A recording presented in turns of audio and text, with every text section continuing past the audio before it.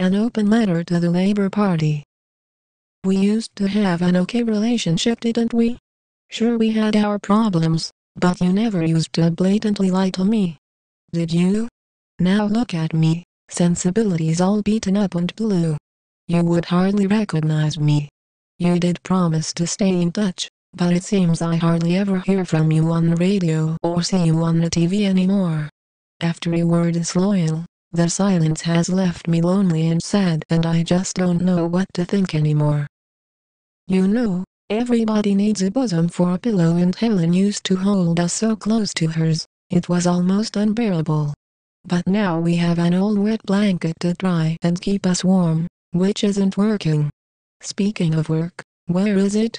It's not just the donkey's fault there's not enough carrots to follow.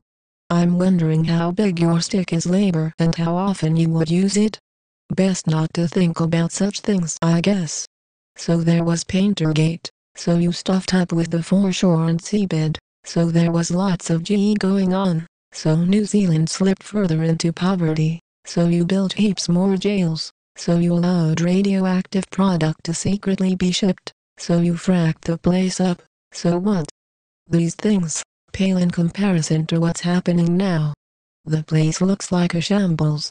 I just don't know if we can take much more, Scotty.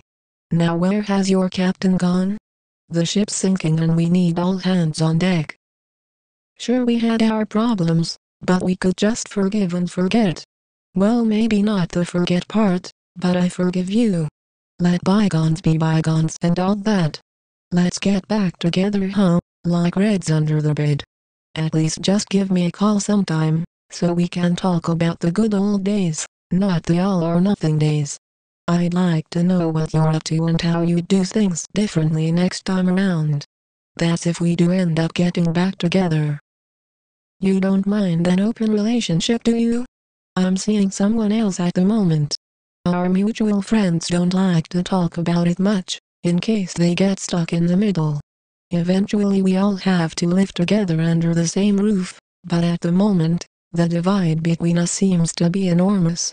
I just don't know how to get across.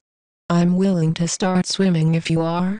We can meet somewhere in the middle, hopefully on a green island far away from the dangerous blue sea.